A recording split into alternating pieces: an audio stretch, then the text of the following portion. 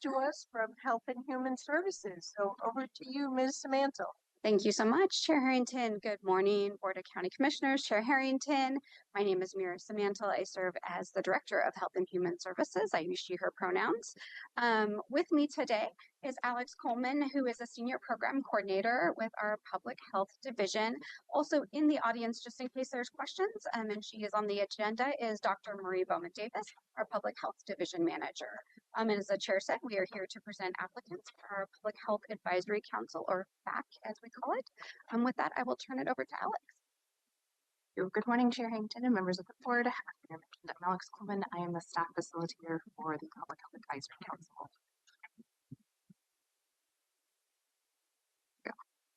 Thank you again for having me this morning to review volunteer applications received and the recommendations for appointment. The Public Health Advisory Council, also known as the PHAC, serves as the community advisory board for the Public Health Division.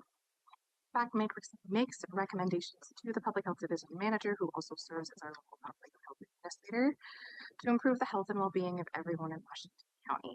The council has a total of 17 seats, all of which are considered at large. And really with membership, we're seeking to represent as many of the community as possible. The PHAC also serves to fulfill any federal and state mandated responsibilities and to advise the Board of Commissioners in its role as the governing body of the local public health authority for Washington County. They provide input and recommendations on the work done by the Public Health Division and act as liaisons to the community. They support the division in sharing public health messaging and bringing awareness to public health services, while also bringing in community voice and highlighting priorities. The council currently has 6 vacancies. So from September to October of last year, community members were invited to apply to volunteer on all county boards and commissions. During that recruitment period, we received a total of 5 applications. We also had 3 applications that had come in prior to the recruitment period and 1 additional application that came in shortly after the recruitment period ended. We reviewed a total of 9 applications. 2 of the applicants who had applied prior to the recruitment period withdrew their applications, and 1 of the new applications was for a current employee division. Since employees serving on the council could be seen as a conflict of interest under Oregon's public health law, the division does not allow staff to serve as community volunteers on its advisory board. In addition to new applications, we also had 1 existing member with an expiring term who expressed interest in serving for an additional term. After reviewing the applications, the PHAC recommends the following applicants to fill 6 current vacancies: Ingrid Gonzalez, Catherine Nagani, Georgia Ullman, Amber Redding-Gazzini, Jessica Dudley, and Bridget Daisy. They also recommend reappointing Afam Okoye to an additional term. Now, happy to answer any questions. Board members, do you have any questions or comments? Everyone ready to move forward in a future business meeting? Terrific. Thank you so much for the work you've done in seeking applicants and interviewing them and bringing us a roster of really great candidates. Thank you, Chair. We will return on January 27th at your business meeting for an action item. Thank you. All righty. Next, we'll move on to a Clean Water Services topic to review the final draft of Clean Water Services Rules of Procedure.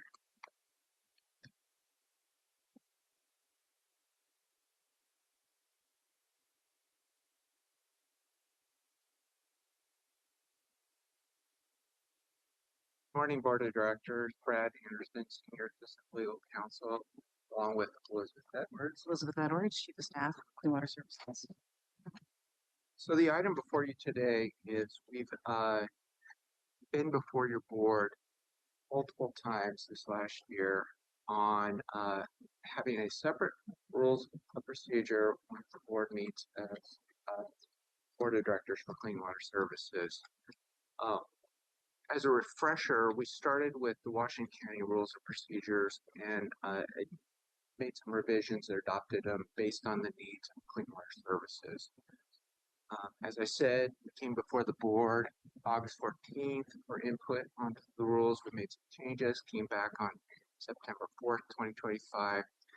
And the board was comfortable with where we were at with the proposed rules on September 4th. one of the main items within the rules of procedure is there's going to be separate meetings. Also, going to be meeting in the same facility for the time being. There's going to be separate clean water services meetings within the convene itself instead of being jumbled in with the county. It's going to be focusing on clean water services business. The rules proposed comply with state law and ensure the highest levels of transparency. So the cadence of these board meetings, instead of the 4 meetings within the county where we would where you would see clean water services often together, what you'll see instead is a meeting on the second Tuesday at 9 a.m., which is traditionally been this time. It's all work session day, and on the fourth Tuesday at 5:30 p.m. Then there will be a dedicated work session on the second Tuesday following the regular meeting. In addition, there will only be public hearings on the second Tuesday. That's buried in the rules, but that's what's proposed. Initially, the meetings will be held here at the Public Service Building, and Clean Water Services will continue to hold the periodic all-day work sessions at its locations. So what we're here to ask the board is, one, do you feel like you understand what we're proposing, what we're going to move forward with, and then to adopt the rules of procedure to allow for these standalone meetings and work sessions on next week at your January 20th meeting. If these rules are adopted, then the meetings will begin in February 2026. That's your refresher. Great. Well, thank you very much. Board members, do you have any questions or comments? Is everyone ready to move forward with these? Worked it a lot, and I think it's ready. I think my only question is when we start a board meeting at 9 o'clock, typically we don't have much on the agenda. So most of it falls on consent, things like that. So do we need to start at 9 o'clock? I mean, we're going to have a pretty good gap between 9 o'clock board meeting and 10 o'clock board meeting. So it's very different. Is there flex in there, or we just deal with it? And I'm okay with it, but it just looks like we don't need an hour to do CWS board meeting. The issue is going to be when we do need an hour. Right. Well, yeah, I know that. Yeah, thought about that. Right, and remember now we're Clean Water Services will only come before you twice a month, so we're gonna have to. There'll be more stuff. There will be more stuff. Yeah, right. And yeah, quite frankly, I haven't tracked how much activity there is.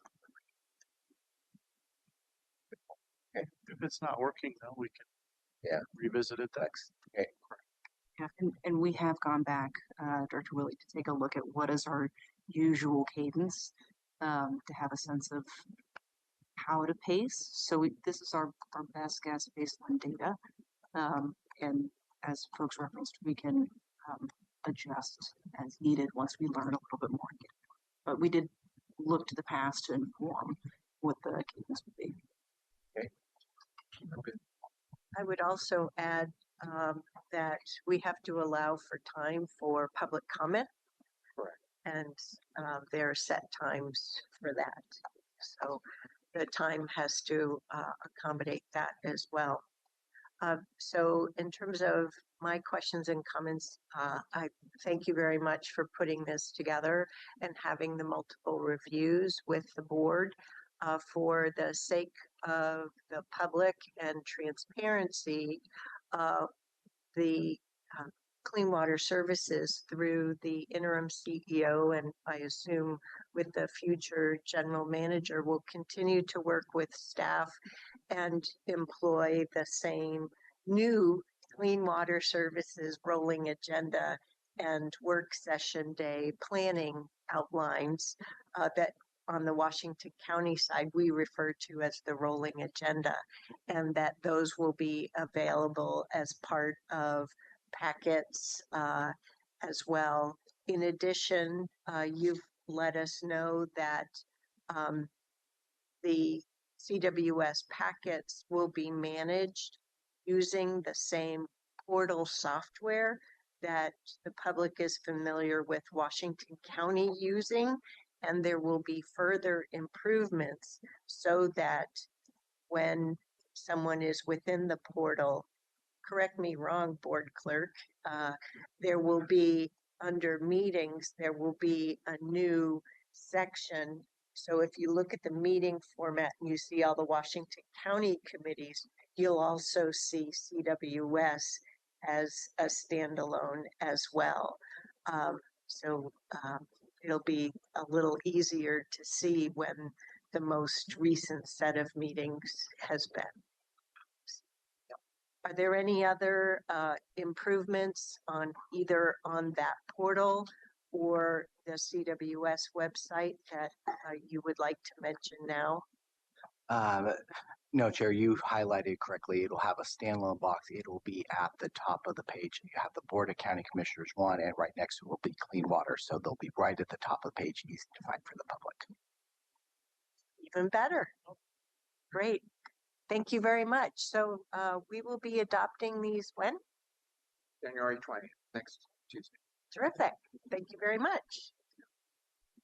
Okay, next we'll move on to another Clean Water Services topic, results of forensic investigation. Wow, we are really moving along quickly. Right. I'm going to have to make sure that our outside forensic investigator is here. So let me, it may take a few minutes. I asked her to be here at 9:15. Yeah, we'll take a 5-minute break. How's that? And we'll convene at, how about if we convene at 9:20? So everybody can get settled, okay? Perfect. Thank you. Break time.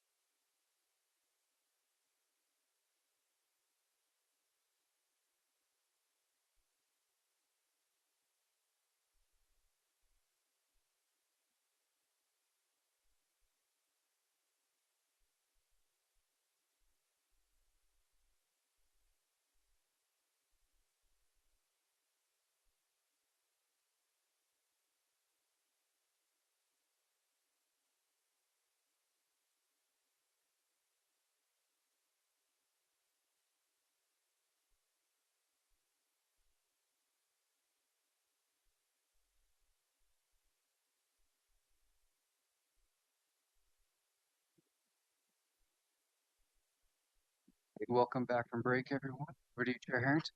Thank you, Clerk Hodges. Welcome back from a quick break. We're back in the work session of Tuesday, January 13th, 2026, and we are starting on the Clean Water Services Forensic Investigation.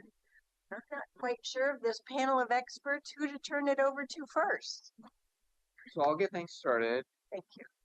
Again, Brad Anderson, Senior Assistant Legal Counsel. I'm here today with our General Counsel, Carolyn Lobdell, Kathy Leader, our CFO, and then this is Jennifer Prager, who was the lead on the forensic investigation. Nice to have you. Thank you for joining us.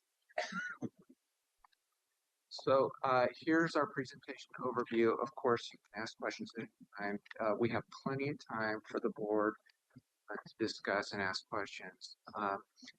But this is simply what we're going to, the agenda, how we got here, the report, the management response, addressing the recommendations in the report. Any questions, of course, you can ask along the ways, and then our requested action at the end. So how did we get here? As you all remember, on April 8th, 2025, the board adopted resolution 25-5. Lots of action items in that resolution order, and amongst those was a board directive for a fiscal and performance audit of travel and meals by Clean Water Services for the past 3 years to be conducted by an outside auditor and provide the findings to the board as soon as reasonably practical. Working with Director Willie, we established a process to find a contractor who could assist us in this. We selected Moronis Analytics and to perform a forensic investigation of the travel, training, and legal expenditures to analyze the spending trends and determine whether the review transactions of the GSA for the expenditures and district policies for 3 fiscal years plus the first 8 months of 2025. We added that on specifically to see if we could see some trending based on board actions. On November 7th, per the contract, Moronis Analytics submitted a draft report. Then on December 1st, the district submitted a management response to that report. And then because of that management response, on December 12th, Moronis Analytics issued a final report. Now, in your packet, you'll see that the district also prepared a final management response dated January 8th, 2026. All this is in your board packet. And then, in addition, you'll see some FAQs that were created by our PIO team, etc. So you all have a copy of Moronis Analytics report, 29 pages, describes their investigations, their findings, and a lot of recommendations. We've gone through this with each of your board members, so you should be clear with the report.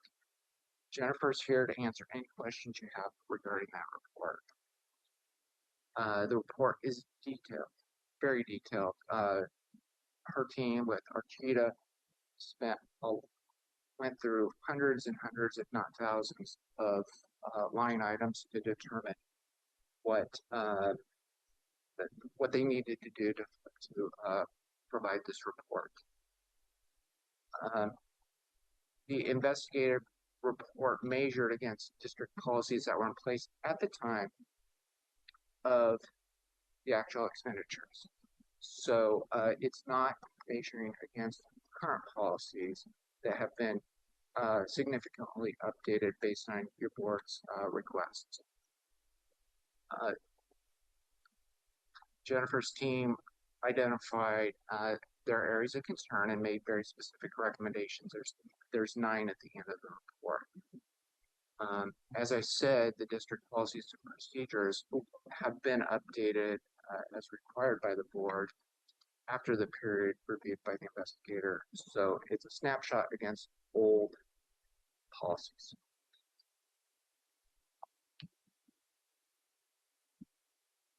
So then you also have in your packet the management response, which went through the entire report and it describes what updates were made, policies, practices, and procedures by Clean Water Services since January 1st, 2025. Substantial changes. You'll see that on, I believe, the first 6 pages of management response. Kathy Leader was instrumental in a lot of those changes, as well as our legal team with support from the CAM. And then you'll see, starting on page 5 of the report, Clean Water Services went through issues that were raised throughout the report as concerns. And you'll see there was approximately 15 areas where within the report they describe some concerns, and then, like I said, there's a full response to each of those concerns, and then the final number of pages in the response, from page 10 through 12, is specific responses to recommendations by Moronis Analytics, and in some, it's like yes, it was in general, yes, we agree that there's areas of improvement. You'll see that we've changed a lot of our policies, procedures, and practices since that time period that you looked at. And we don't anticipate that anything that you have discovered through this investigative report or forensic investigation should come up again. And committed to, if there are additional actions that the district needs to do, because we had some clarifying areas that we're committed to address those issues.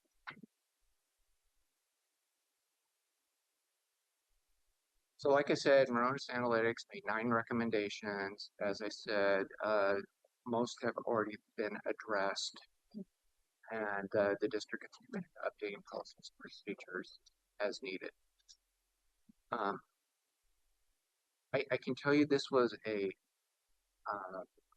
lot of work went into this by not only Moronis Analytics, but by Kathy Leader and the Clean Water Services team to understand the issues and to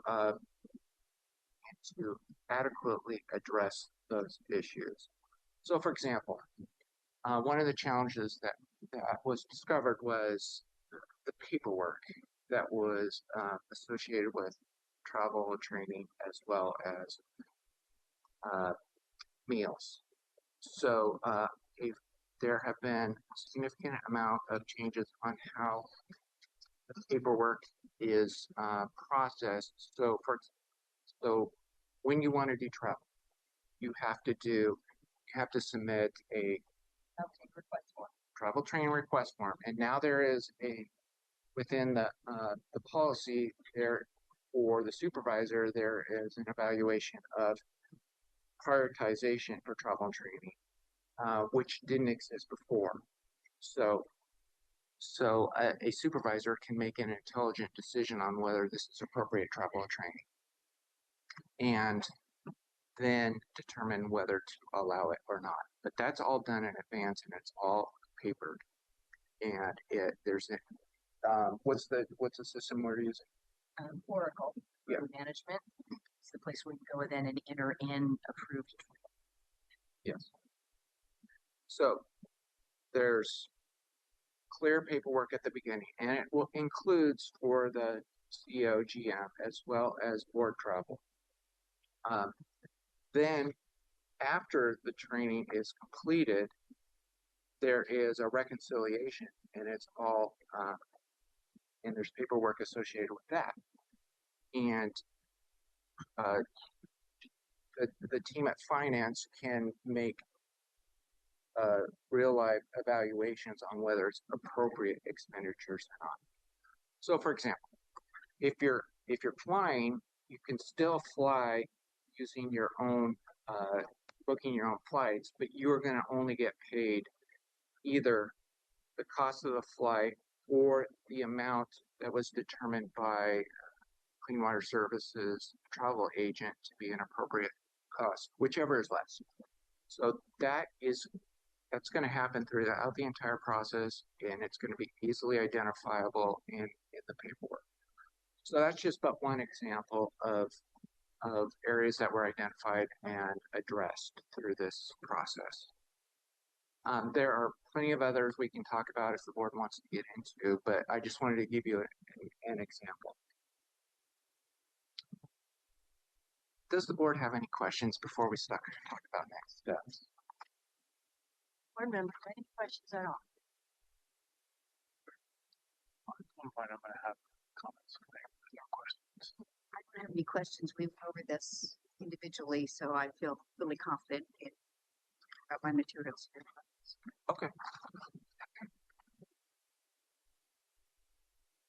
So at this point, what we are asking the board is to accept the forensic investigation report and adopt the final management response at your January 27th board meeting.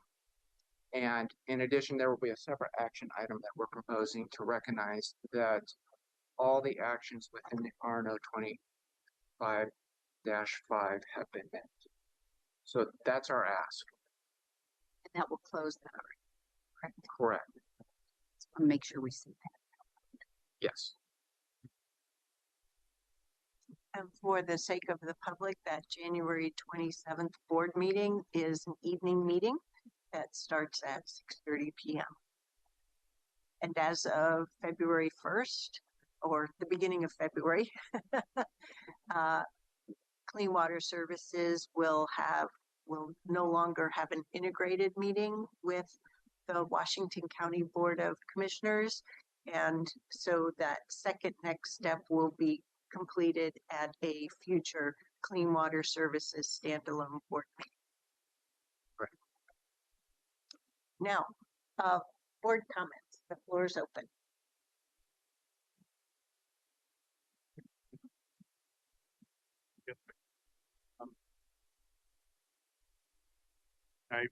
I've waited a long time to provide any of my conclusionary, I guess, thoughts on what's transpired over the last couple of years and the concerns that were raised in the last 12 months. And now that robust review has been done and conclusions drawn, recommendations made from a professional firm that does this type of work, I just want to acknowledge, I think, a couple of things. One is that I think one of the questions that we tried to pose as part of this process, the scope of the work, was supposed to include answering the question about whether expenses in the areas of meals, travel, and training, etc., were sort of appropriate and consistent with industry practices. That question has not been answered in this report, and I think the explanation for why that I've heard and seen is that that is a judgment call that forensic investigation firm is not going to make, or maybe even is appropriately equipped to do so. And I think it's important to acknowledge that, because I think that's a question that was being posed by our community and by us that really comes down to, I guess, ultimately as a board of directors, our judgment about what is reasonable. There were comparisons made to from Clean Water Services to other agencies or departments of other organizations that do similar kinds of work. And I just want to acknowledge that this report does not answer that question as to whether or not all of the spending was reasonable and consistent with it. I will say then from there that there were at least a few areas that got my attention and surprised me in the results.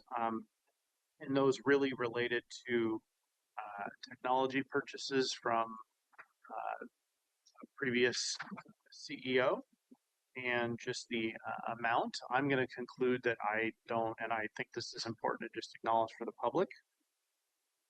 On the face of it, in totality, didn't seem reasonable, and I think the forensic report raised that. And then I would say the same thing about some of the meals that were reported to be involved with a couple of the executives in the organization. I am confident that with the changes that have been made, that these things are would not be permitted in current policy and practice. So I'm comfortable with that, but I also feel it would be really disingenuous for me to not acknowledge all of those things. I think I do at least want to ask our investigator or forensics reviewer to comment on the question about reasonableness of expenses in industry, et cetera. I don't know if you want to provide any more clarity to what I said, but that was definitely a big question on the table that I think remains a judgment call or unanswered in the report. So I don't know if you want to comment on that, but I think the public at least deserves to hear your perspective on that. Yeah, I mean, I don't want to offer a personal opinion. Sure. More professionally, I think that obviously it was an understanding that there's concerns about that spending, and so that's why we recommended defining what is a business meal, which actually I think the Clean Water, so the district actually went further by just taking away the P cards completely from the executives. So it's very difficult based on that documentation to make any sort of judgment as to whether these meals were necessary or perhaps there should have just been no meals, but the receipts just say business meeting, so it's hard to say what transpired, whether there was any valid purpose for this spending. But I think going forward, just removing those P cards, not allowing these types of meals to occur in the future. That we can't really go back, but at least looking forward, that shouldn't be occurring anymore. Other directors? Well, I just want to respond to Director Snyder's comment, and I understand what you're saying. I think our actions have spoken to that as well. Now, it hasn't been a direct comment in terms of it was abusive, but our actions by removing the P cards and doing those things, in my mind, suggest, now we don't say it, but suggest that it was inappropriate.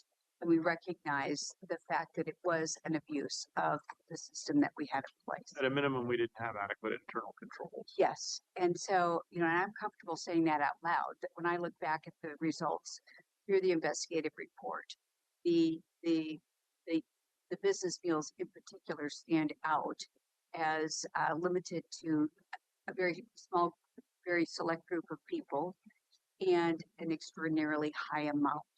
So, but by doing what we did, even before any investigative report or anything else, we recognized the problem and we took steps. Mm-hmm. So I think our actions are there. I understand what you're saying. We're not commenting in this report as to the reasonableness of those. Well, and we had kind of tried to think we were going to ask an industry expert to sort of answer that question in aggregate. And at least I think that's part of what our discussions were. And I think what we learned was that just wasn't possible.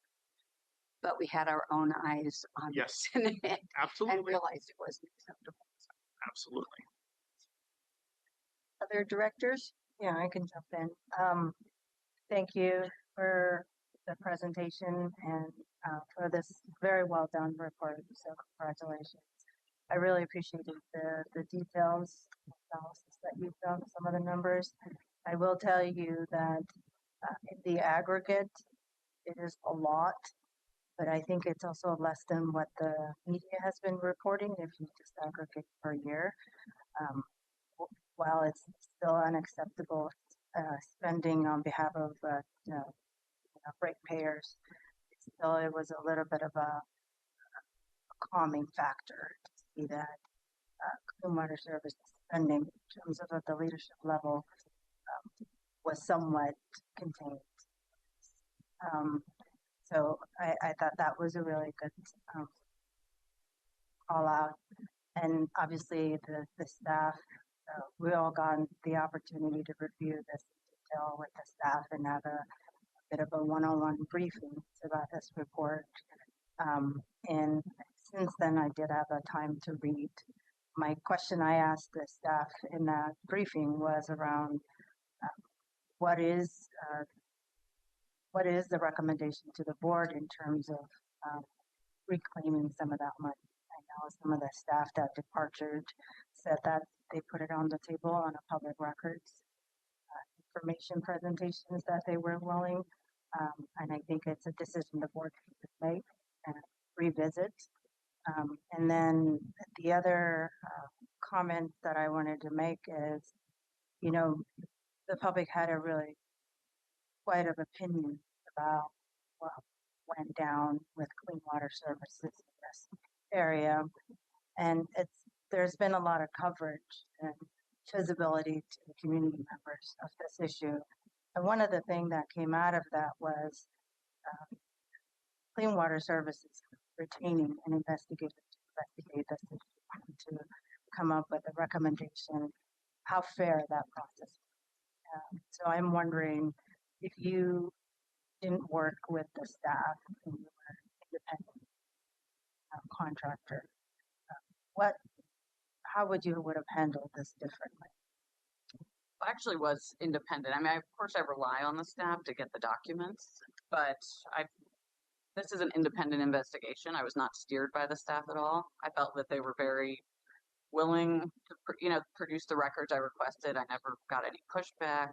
I didn't feel like there was any delaying, kind of dragging feet to get me the records. So, I mean, my professional capacity, I always do all my investigations as an independent expert, so I didn't feel as though I was biased by working with the staff. I relied on them for documents, but the opinions are mine. And it does show on your analysis and some of the recommendations you made. And then the other comment I would make is to this board and to the Clean Water Services staff in general and the leadership. We really did have to this problem some strategic foresight, all of us, to anticipate some of the solutions. So I want to commend you all some of the solutions that people implement, which now we know would have been the recommendation. So we're really ahead of this problem, and I was really happy to see that we've solved some of the problems and anticipated the problems that could exist. And now we know did exist. I was unaware of the number of equipments. While I understand accommodations that were requested and made for those equipment, I wasn't aware. And it was good insight to have. So good job. I thought it was a very well done report, and glad to see that a lot of these recommendations are implemented. We have it, documentation as well. So thank you. Yeah, Jennifer, thank you for the work that you put in on this. This is in regards to your comment about getting the money back. We didn't have any policy, so there's no possible way we can go back and ask this person to, or any of these people, to refund Clean Water Services. We didn't have a policy, so they didn't violate anything except good common sense. And so when we don't have a policy, then we get what we get. In this particular regards, this to me turned out to be a very good process that we went through.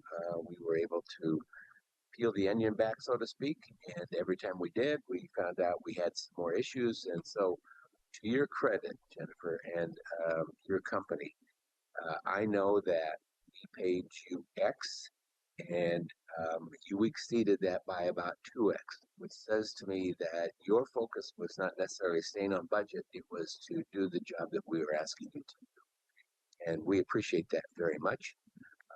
And certainly, I know that we won't be in this particular project, we won't be one of the most profitable for you.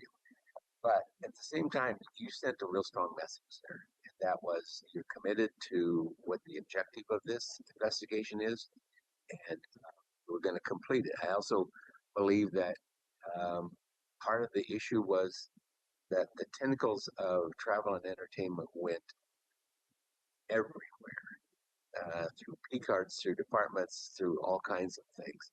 And it was very hard to track those. And so, again, I just want to say thank you for a great job. This was very revealing. We've made changes, corrections, and I think that will certainly be reflected as we head financially.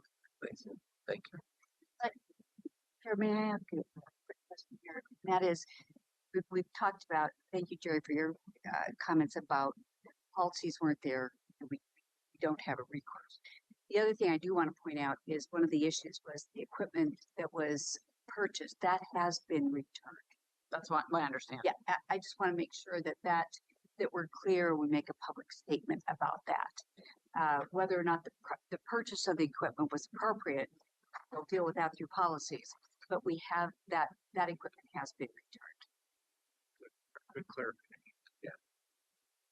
So for my comments in closing, I want to thank you, Director Willie, for taking the lead as a board member to work with the leadership staff to put together the scope of work for this, so that there was a clear objective and at least a reasonable scope of work.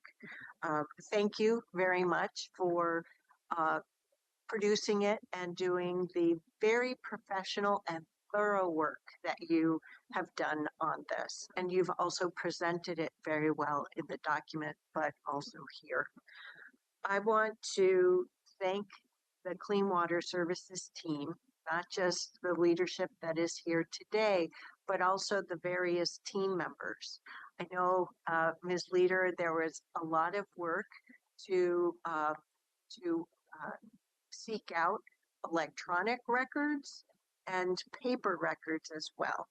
And while 2022 through 2025 is still a pretty recent period of time, I'm also very aware that during that time frame and the years just prior, we had multiple retirements, multiple departures from the agency, or changes of job role in the agency, new hires coming in. And so part of the work that was done with that resolution in order 25-5 was to really focus on how do we have the policies in place, and how do we get everyone trained up quickly so that there is a sound base, knowledge base. I have a hope for this process moving forward that from prior professional experience, all forms, request forms, the reconciliation forms, all the receipts were done in my prior experience electronically. So that put the work on me, for example, as a traveler, right, for the firms or agencies to scan the information in and verify they were readable PDF files in that case. I can only hope that with the management system, the software that you have in place, that gone will be the days of a combination of paper and electronic, so that it is far more efficient and easier to manage the volume of information. Because Clean Water Services is very much a mid-size utility. And we need to, well, we have been taking stock of that and looking at all the policies and making sure that the policies in place are in place for an organization of the size that we are today, not how we grew up from a smaller agency 50 years ago. So thank you very much for the due diligence that has gone into this. I'm very satisfied with the work that has been done, the availability of the report, and the resources. And I also appreciate the frequently asked questions that is part of our packet as well. So, is it? Yeah, certainly. Go ahead. So, realizing that we discovered a lot of use our lack of a policy. Now that we have one, I also want us to not go to the other extreme. So, when we talk about travel, there are really cheap seats. It's always in the back of the bus. I get very travel airsick. Yes. And there's about 3 or 4 levels, at least for Alaska where I travel. There's about 3 levels, and I just want us to make sure that we're not saying you have to take the cheapest flight at the worst time. So we're putting our people on the plane at 5 o'clock in the morning to sit in row 33 to take a 5-hour ride that maybe goes through, I don't know, Houston or Chicago, just because we're going to save $50 or $100. So I just want us to use some reasonableness in this, so that when our employees, when our staff, or you get to your destination, you don't need 12 hours to refresh. And so those things in consideration, I don't want the tail wagging the dog. Anything else, board members?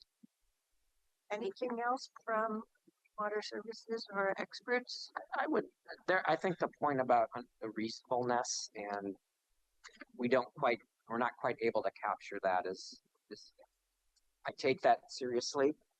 And what I would offer is complete transparency as we go through the budget.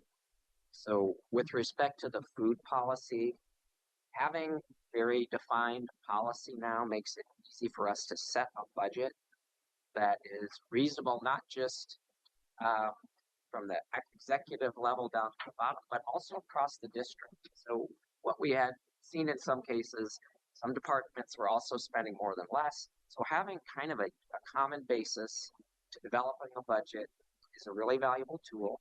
We are working on operating budget right now, and as much as we can share, we will share with the board and the budget committee, so you feel you have the information to make the judgment about reasonableness. I'd say the same with training and travel. We have given guidelines to managers to help them with a starting point for budget. We've given them guidelines for creating a proper business case for training and travel, so that we're able to really make sure that the investments are sound. So I think those will be, it's on the leadership team as we go through the budget, and to make sure that you feel like you have all the information you need. But going into that budget session, those will be slides, that will be information we will present to you. And if you need any details on the whys of the budget, we will be happy to share those. Okay, seeing no other questions or comments, I think we're done with this agenda topic. Thank you, Board of Directors. So at this juncture, we're way ahead of schedule. So I would suggest, board, that take a 10-minute break so that our county folks can get here, and that we do agenda item number 5, board and leadership communication first. That way, Mr. Shanley will be released. At most, that'll take us to the 11 o'clock hour. It leaves us with one agenda topic, number 4, but we have outside speakers set up for that, and I don't know until I ask Ms. Angie if we're able to move that up to, for example, the 11 o'clock hour and free up the whole afternoon. So without further ado, let's take a 10-minute break and reconvene at 10:05 on topic number 5, board and leadership communication. Thank you.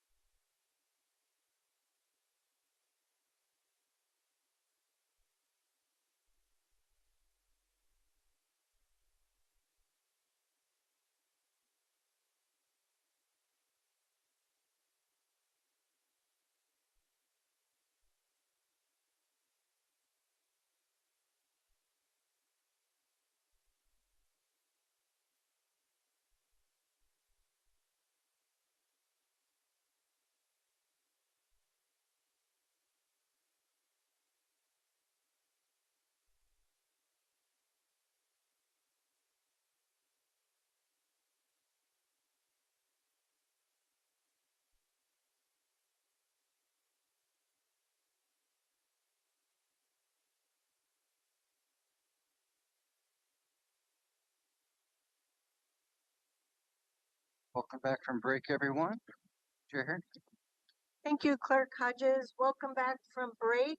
At this juncture, we are going to move the agenda topics around a little bit and go over board and leadership communication. Board members, would you like to do board first or leadership communication first? Board.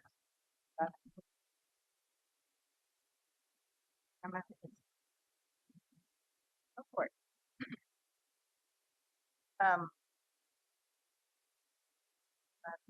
Okay, so last week I had the Health and Human Services, AOC's Health and Human Services Steering Committee. One thing that I really had a great time reading that came out of that meeting is that I wanted to raise for board purposes, especially with our behavioral health front, is the Oregon Health Authority completed the community mental health program cost study. This is the second report. It's got really good recommendations, and more importantly, the mental health community is going to use that for this legislative session and next legislative sessions to sort of advocate for no funding. So there's a clear request and push for that. So I'm going to send it to the board. Brenda, if you could remind me to send that to the board, especially it might come up in our discussion tomorrow when we're in the building, because it's a report that a lot of the legislators might have it, and because it was a request do this cost study, House Bill 4092. So we could send that to the board members, Brenda, that would be great in case it comes up tomorrow. Other than that, I think everything on that agenda was informational only, nothing for awareness or board to get involved in terms of the health and human services front. And last week, I had an opportunity to attend two visuals that was conducted for community members that was fatally shot and killed and then harmed others here in our turf in Portland, Oregon. Visuals was organized by Cedar Mill, Indivisible Cedar Mill, and others. And it was really a lot happening for our community members. And there's a lot of requests for leadership and to be there for our community. So if you have an opportunity to attend any of these visuals, I recommend. I think our presence is needed at this time. And then this week, I had an opportunity to meet by the request of a lot of social workers that work in the Beaverton School District.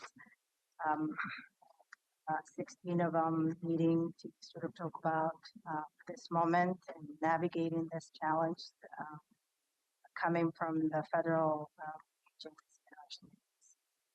Nothing requests to Washington County Board of Commissioners, but sort of how do we navigate. One action item that came up was this organization, Wake Up Beaverton, would like to be a contract with Washington County, so the staff are helping them navigate how to be a contract partner. We don't currently have any procurements, but they're learning about that process. And this is an organization that serves immigrant communities in the area. So a lot of good discussions happening. And then there was a WCCC that took place. A lot of information, presentations there, good discussions. But another thing that came out of that discussion was also Senator Solomons' bill. That also might come up tomorrow. Senator Solomons' bill oriented around economic development. So I think our board might be able to benefit having a presentation or sort of a memo of which part are we in support or which part are we having our voice in there. And then in WCCC, one thing that also came up was, I don't know if everybody saw, the governor announced her prosperity council members. If haven't, see that press release. It's really it's a long list of a lot of shakers and movers in Oregon in terms of economic and funding. Other than that, and then we had AOC right after it, and then right after it, there was also the AOC legislative leadership orientation, which we had a lot of good discussions about parliamentary procedures and how to run and how do we be a leader that shows up for AOC at the state level. And then I have JPAC this week. A lot of informational information on the agenda so far, and then I'll join most of you in Salem next week. And then I didn't notice this on any of tomorrow morning. Yeah, I'll be quick, Chair Harrington. I know my 5 minutes is up. I didn't notice in any of our agenda, but Senator Jeff Merkley is having a town hall this Friday. And there is a dedicated time he allocated for elected leaders in Washington County at 12 o'clock. And then the town hall starts at 12:30. If you are available, try to attend. And then 12:30 is the start of the town hall. But if you can, we would like to have a meeting with all the electeds that he allocated at 12 o'clock. So, and it's at the Canastota Rec Center. That concludes my report.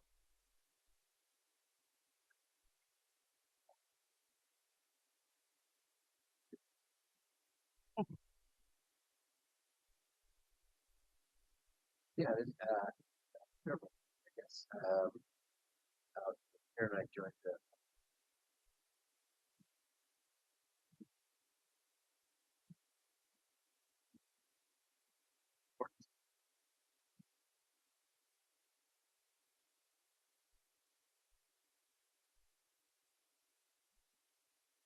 so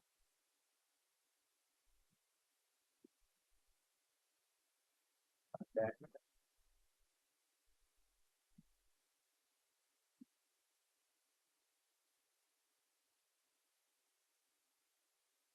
Highway 6 was kind of a big deal here. I reported that last week.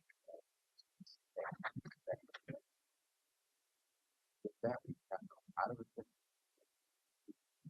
live in live on a but it was so got lots of responses about that. So Highway 6 is going to continue to be a conversation. It's what's that? One transportation priority. It's a lot of money, but for right now, I believe maybe by today the road is back open, 2 lanes both ways, and they've done a tremendous amount of work on that. Basically, they dug out all the stuff that has been put in it for the last 10 years or longer, and put in rock. And it used the old methodology several years ago was bags of sawdust. And the purpose was to absorb the water, and so all of that theory didn't work out so well. So they pulled all of that stuff out, and that's probably, I don't know, that could be a 20-year-old philosophy of fixing things, but now they've pulled all of that out, put in rock, and it's a much better base. But as we all know, it'll slide again. So we've got to focus on that. Attended the Washington County Chamber's State of the Washington County Business event last week. Their panel talked about Senator Solomon was on the panel, as well as a couple of other individuals representing different aspects of our economy: housing, transportation, land availability, generally economic development overall. Lots of conversations and concerns there. Friday morning was the AOC Transportation and Community Development Steering Committee, which I took a bunch of notes on that because they were talking about, of course, the top item in Salem nowadays is transportation bill and the governor's effort to repeal that bill. There were 3 R's, and I hope I have this right: repeal, rebuild, and replace. And there's a fourth, if you want to, a redirect, and that's pertaining to 2017 transportation bill. because there's still a couple of really big projects that are not funded, Rose Quarter being one, that they don't exactly know what to do with, because when you start out on a transportation conversation and you're already $1 billion+ in the hole, it's hard to see what good things you can do about it except fix that. The truckers, of course, are opposed to the governor repealing because they got their weight mile modifications. So they're asking her not to repeal. And they're also very concerned about if they would redirect the money away from the Rose Quarter. That's their bottleneck for getting through Portland. So they have some very big concerns about that. So we're going to see lots of conversation about this transportation stuff coming up, and where they're going to backfill ODOT's hole in their budget. And so where are they going to get that money and redirect it? And lastly, I just, on this particular one, because we're going to have lots of conversations about this, I think we need to consider taking a position on the transportation thing. And I don't know that I want to get into the governor's landscape of recommending a repeal or not, but maybe concerns that we have about whatever it is and going forward. They did ask, AOC did ask that the individual acts. So in my Northwest Act, Jason Region 1 Act, that they weigh in on this topic. And I think that's a conversation I will have with our Northwest Act folks next week. So with that, got Salmonberry Trail tonight, and all day with the Forestry Department in Forest Grove on Thursday. So funny to do. I can go next. And the information that you have on the transportation, if I can ask a quick question, is from your AOC transportation. Okay, thank you. So last Wednesday, as I previously mentioned, I had two conversations, one with Senator Solomon around her bill, and these were all prompted by government relations. And the second one was with Senator Lieber around the courthouse funding. So I have had those two conversations. I have provided my notes back to GR. When we get all those put together, we will come back with a report to all of you, and happy to answer any questions. To one issue that Commissioner Fye brought up in the conversation with Senator Solomon, I want to make sure you understand, I did talk about generally we are in support, but with no mandates coming back to us for resources or any other types of funding. So no cost shifting is what the concern was there. And Senator Lieber asked quite a few questions, and I've been working with MEDA and GR to get back to her on those questions. I will also be attending tomorrow in Salem and utilizing the same talking points that I had for these questions. 7 o'clock. So I also attended the ERMDAC meeting in Salem. Yes, in Salem. Yep. Don't take too much time. I attended the ERMDAC meeting Thursday after our roundtable. I also attended the Washington County Chamber Business event. I will point out that one speaker you didn't mention was the PCC, so there was a focus on education as well. No need to go further on that. Friday morning, I was in downtown Portland for the Work Systems Inc. board meeting there. Just today, the announcement came out from Work Systems that they've been awarded $2 million in National Dislocated Worker Grant to support laid off high-tech workers in Oregon. I'm quoted in that press release as part of their executive board, but I also want you to know that I worked with comms here on the quote, so that will be announced today, and that's really good news for all of us. This week, like I said, I'm looking forward to getting up at 4:30 tomorrow morning. And then on Thursday, I'm going to be attending the Portland Metro Chamber State of the Portland Electorate Breakfast Forum. And I've already talked about the WSI.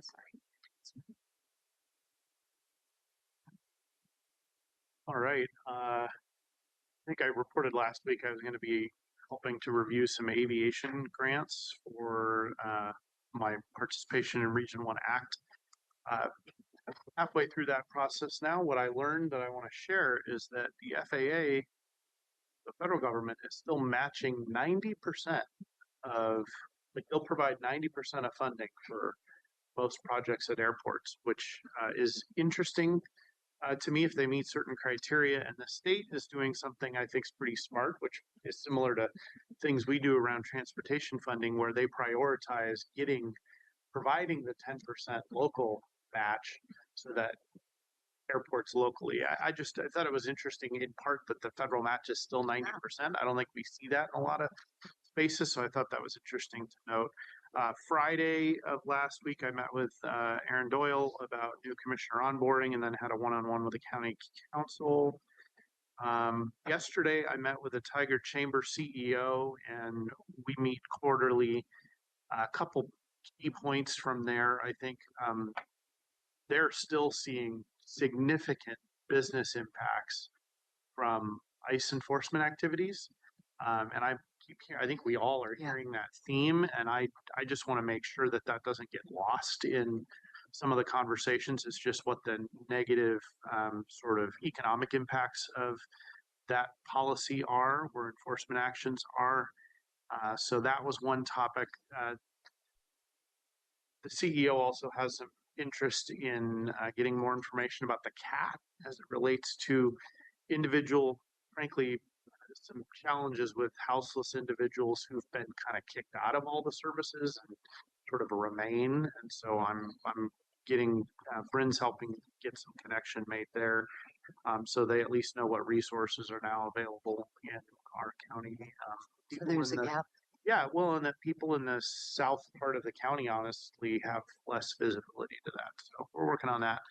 And then the other piece of feedback that I thought was interesting, or observation that we should all kind of pay attention to, was that like the Governor's Prosperity Council, some of the economic development work and bills and thoughts that are moving forward don't necessarily have maybe a lot of the small business input at the table. And so that was an interesting observation that I just wanted to make as we're working through things. I will be at the Capitol tomorrow in the morning with everybody else early. Tomorrow at lunchtime, I'm presenting at the request of the Washington County Chamber, sort of presenting my first year, how it went, just general things like that. They also asked for government affairs or a legislative agenda update, and so Aaron Doyle is going to be coming to give that presentation at the same time. And Thursday I'll be at the Portland Metro Chamber event. Also have to do the final review of the aviation grants, sort of coordinate with the other reviewers. There were a lot of grants to review. And then have my RTFO and GRO briefing on Thursday. And then Friday I have a meeting with OLCV and then the Public Safety Coordinating Council. That's what I got. Great, thank you. I'll provide my comments, and then I heard two different questions that we should come back to as a board. So I attended the CDBG PAB meeting where we received a couple of project updates I thought you might be interested in.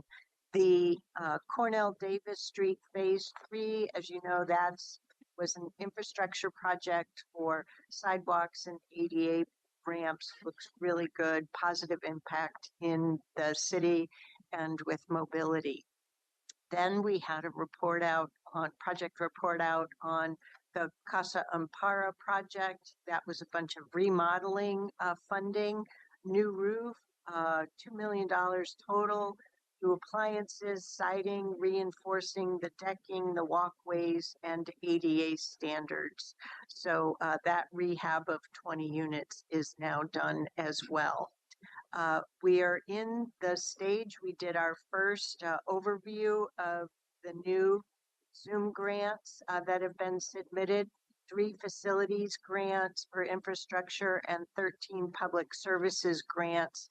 and 3 home applications. And so with Grace's help, I need to, I'm actually a little behind. I need to set aside time to review each of those Zoom grants before we have the presentations coming up on a dedicated Thursday. On the AOC work, due to my calendar, I still had participating or attending the Governance, Revenue, and Economic Development Steering Committee meeting. And while they didn't move any items, there were 3 items that I think we should all be aware of. There was a Oregon Government Ethics Commission work group, also referred to as Local Coalition. Rep. Sosa is sponsoring a bill to make changes to OGC standards for what constitutes a quorum and as well as communication. It was very insightful in the kind of problems, particularly that our rural communities are having. So I think through government relations, we're going to want to get some information on that. Then there was one on assessment and taxation and requesting the Legislative Revenue Office through the Senate and House Finance Revenue Committees to do a new study, but the topic was really wider than that and really trying to encourage AOC commissioners to, in my words, get their act together and start working within their own jurisdictions to inform all of the taxing districts of the work that we do. And this is where AOC really comes in, to start coordinating all of us for future political movement to improve that. So the Oregon State Assessment and Taxation Association, led or represented by Eric Kanzler, is really excellent, and I know our A&T experts participate and have provided leadership in the past, but I think that needs to move up on our political agenda. The third topic was the transit lodging tax reform bill that is currently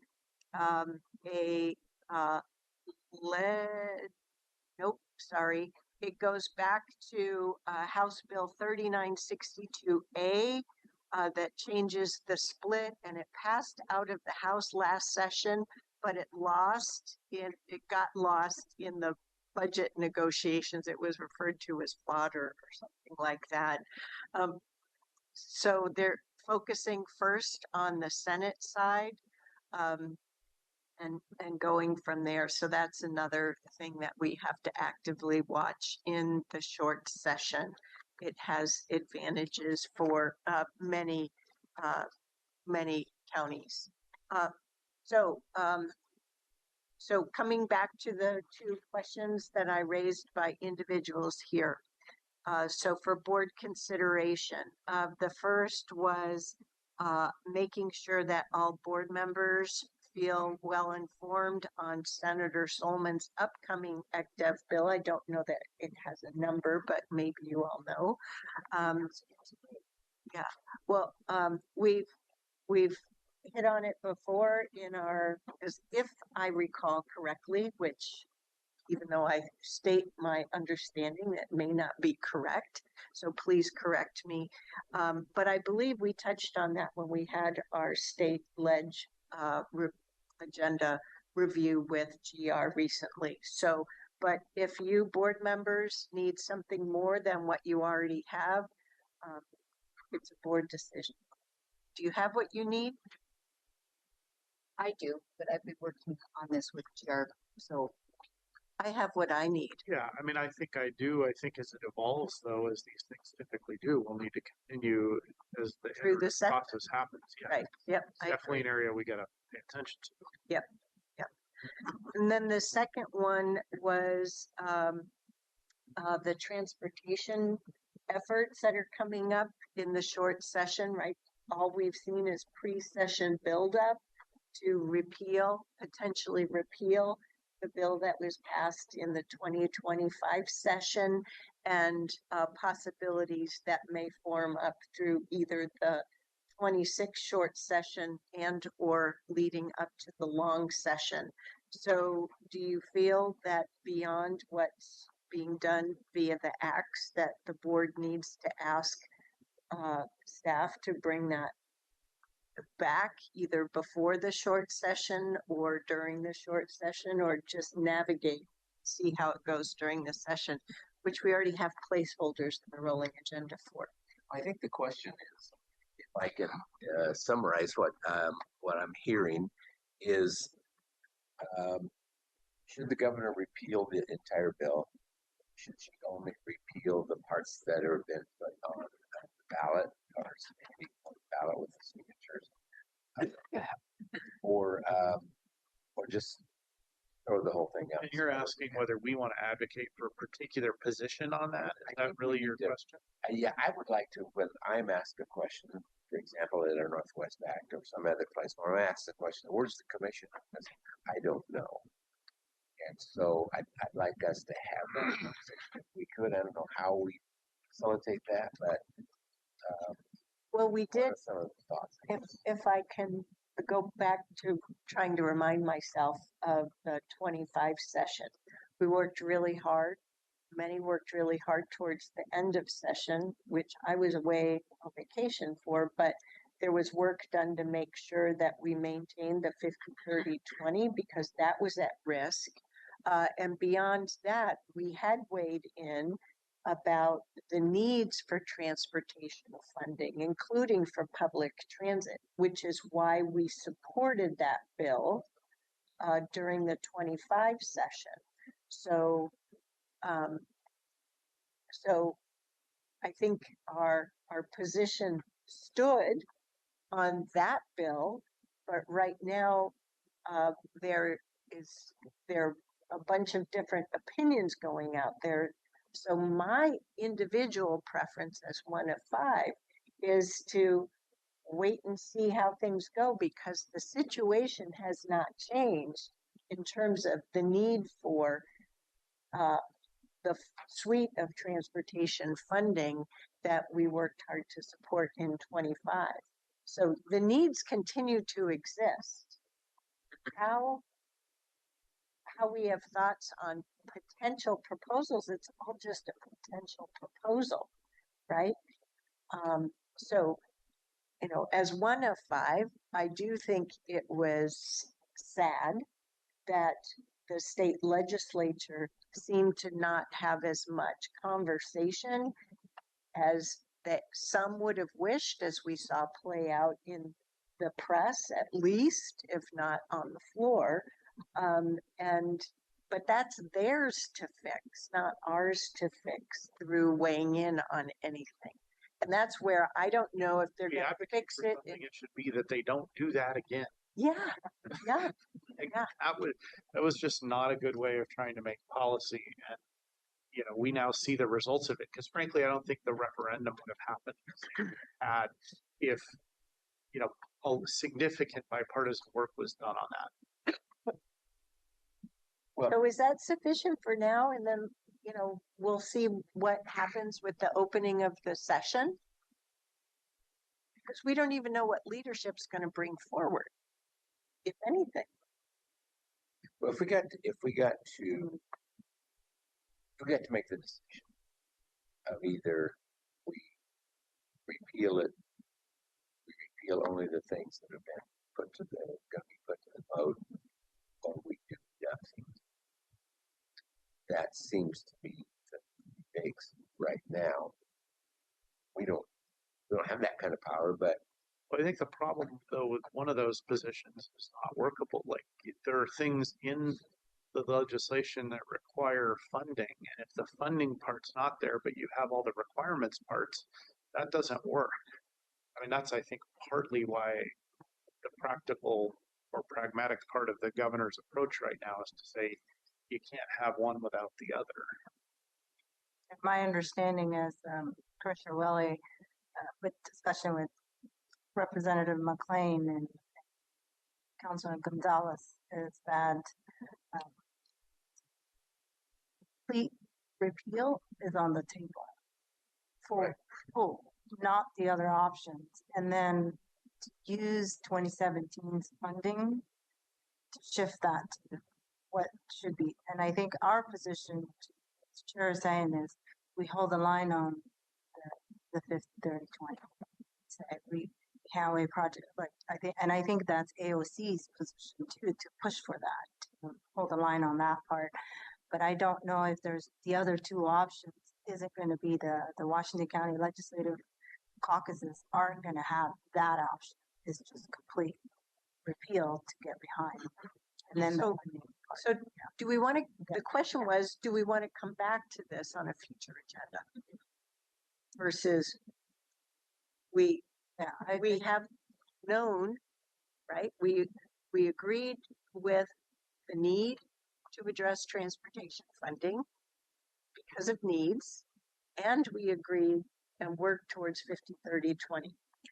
I think we should have it on the close watch as things progress at a minimum. 50, 30, 20 isn't at risk at this point in time. We want to be told. Everybody's in agreement with 50, 30, 20. And what Maida has reminded me is that GR is coming back to the board session on the 26th to discuss the state legislative preview.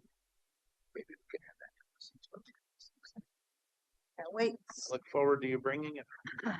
So board, I wanted to allow you the opportunity to have your discussion just on the rolling agenda.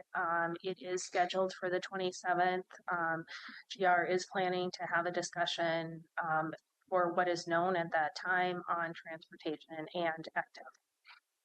This is just the beginning of session. Yep. Staying on top of the rolling agenda really helps. Okay.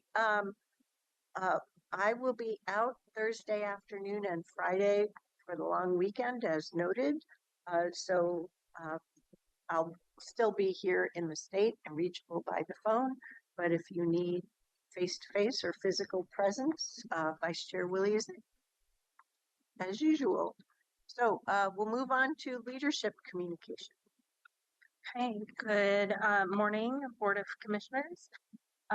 So first, I want to reference an email that was sent to you last night from Assistant County Administrator Ann Ober regarding the financial update, and I just want to financial audit update. I want to just bring that to light. This email is aimed to provide an ongoing update regarding the fiscal year 25 financial statement audit. Extensions to March 31st, 2026 have been filed for Washington County and all component units with the Secretary of State. However, these requests were denied. In quotes, the request for extension of time to file is disapproved due to the county's history of late funding, unquote, by Amy John, Audit Manager, Oregon Secretary of State. I will note there are no currently known consequences for this request being denied. However, it truly is not in good practice to have year-over-year late audits. That was a pretty strong message, I thought. Yep. And we weren't the only ones. So that was Let me get there. For comparison purposes, Clackamas County's extension was also denied. Lynn and Columbia County's extensions were approved. We don't know if they've had year-over-year late extension requests as we have. To remain compliant with our debt requirements, the county has until March 31st, 2026, and the team is confident that we can meet this deadline. I want to underscore this is not at all a reflection of the contributions of our staff. Our staff have worked very diligently to address the audit findings from last year. This is just a sheer reflection of just our staff capacity, and within your memo, there is additional information just on staff being out due to extenuating circumstances. Next item, I want to share information about concerns about identifying county employees when they're out in the field. Many county employees routinely visit households in order to gather property appraisal information, inspect home improvements requiring building permits, respond to 911 calls for law enforcement assistance, check in on justice-involved individuals as part of court-ordered supervision, and so forth. In the recent months, some employees have experienced concern or even fear among some members of the community as these employees make their otherwise routine home visits. In these instances, we think members of the community have been misidentifying county employees with those of federal immigration enforcement agencies such as ICE. So much of the conversation prior was law enforcement. I am now sharing this is much broader to Washington County employees in general. To help clarify the distinction between local government employees making home visits from those of federal government law enforcement agencies, including the Sheriff's Office, we are producing outreach materials pointing to the identifying uniforms or cars. So the Sheriff's Office and local law enforcement have already put out a publication through the Law Enforcement Council, but this effort is to extend that to all county services. The plan is to create and translate these materials similar to the law enforcement materials. In this case, we're planning to do a video. Happy to answer any questions or concerns you have as soon as we have those materials complete. We will share that with your board so you can also help distribute. There has been positive feedback from community-based organizations regarding the how to identify law enforcement. This coming week,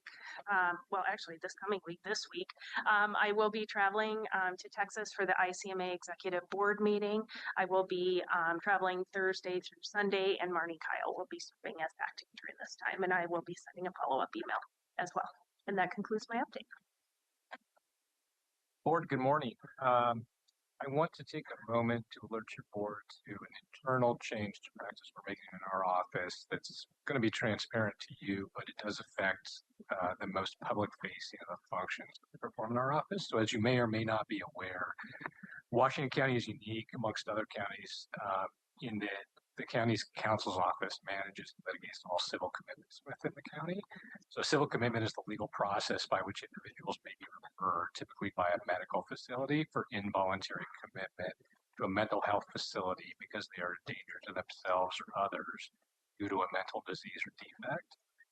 The commitment action generally must go before a circuit judge for a hearing. It has the ultimate authority to commit someone for up to 180 days for treatment. In these hearings, the county counsel's office technically represents the state of Oregon. So we go into the hearing and say, so-and-so representing the state of Oregon. The Oregon legislature recently changed the civil commitment statute in a way that we anticipate may result in an increased number of civil commitment hearings. Right now, we're running a couple a month. Over the last 3 years, these hearings have all been handled by one person, Senior Assistant County Counsel Eamon McMahon, in his role as the General Counsel for HHS. But due to the change in the anticipated increase in these actions, we're going to move to a system where we rotate civil commitment hearings amongst the General Counsel in our office. We've actually done, and Eamon has done quite a bit of work coordinating this with HHS, with our civil commitment investigators, to ensure that there's a smooth transition. We believe this is going to help the county continue to ensure that individual rights and community safety are all protected while protecting county council resources. And if you have any questions on civil commitments, we'd be happy to provide you more information on a one-on-one basis. I will have a couple of clarifying questions, so we'll take care of that. One other quick mention, just as I mentioned last week, Clay and Sanchez versus Washington County continues this week. Washington County Circuit Court. We do anticipate the case will wrap up this week, and once we have a judgment, we will let your board know. Chair. Thank you. I was so intent on making sure to ask you those two questions that had come up that I neglected to check another tab I had on the AOC board meeting. 3 quick items. AOC this year is celebrating their 120th anniversary. You should have all received an invitation, or will be soon, from Gina for a reception in Salem, 4 o'clock p.m. to 7 p.m., including at the Capitol. They now have AOC, what we casually refer to as swag, fleeces, jackets. You can find that at shop.oregoncounties.org, but you can do it from a county laptop. Do it from your own personal. It's firewalled. Then the biggest thing is at the, they're also starting a social media campaign highlighting each of the 36 counties over the course of the year, and they're starting with the first 4 counties that were created here in Oregon: Clackamas, Marion, Washington, and Yamhill. So heads up to our comms folks. B is there was an action item on the board agenda for approving an RFP for professional services for county funding, for a study for county funding and mandated services. It appeared to me, it's good RFP. It appeared to me that many in attendance of the AOC board meeting may not have read the RFP. And this was the RFP that was also mentioned, Commissioner Fye, in our morning General Revenue Committee, Steering Committee. The other thing that was startling is the way the votes went. It did pass with an amendment, but I think we'll be bringing it back next month to make sure everybody's sound. It passed with 14 approvals. There were 6 no. There were 8 abstentions, which per the bylaws, abstentions do not count as no's. So it did pass. What concerns me is that the number of commissioners from our Tri-County area that were not present at the meeting. Now, I knew in advance that the District 8 rep, Commissioner Treese, had a conflict. The schedule for AOC meetings was set up rather late, so she had a conflict. But the 2 commissioners from Multnomah County, neither were in attendance. And then one of the 2 from Clackamas County was also not in attendance. And it's pretty commonly understood across the boards of all 3 of our metro counties that state mandates and funding and our service portfolios, we've got budget strains. So I felt the weight of being the only rep. So that's all. But it turned out okay. Back to Alex real quickly. I would like to have a briefing on this. I've got feedback about that over the last year from the community, and we will coordinate. So thank you. Could I join you on that? Sure. So it sounds like 3 of us have attention. Good morning.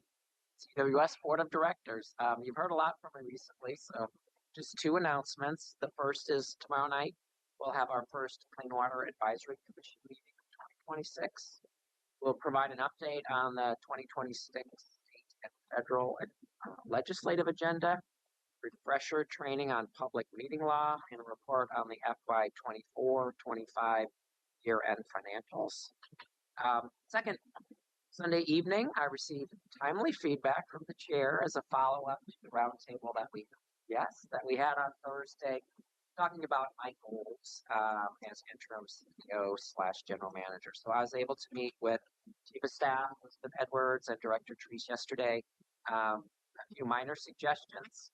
Thank you, Chair and the board, for that guidance.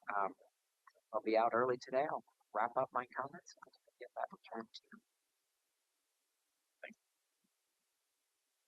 Great. So that's it for board and leadership communication. I know Ms. Angie in advance was trying to see if topic number 4 could be rescheduled, but it involves an outside speaker. So over to you. So board, I usually like to come forward with options. So I'm going to have 2 options that are maybe not favorable.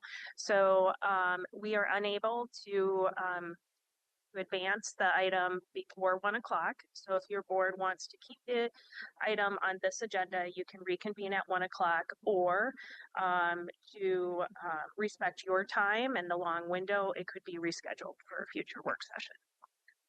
and we would still need to work on what that date would be with our outside consultant. I start with comments. Don't mind.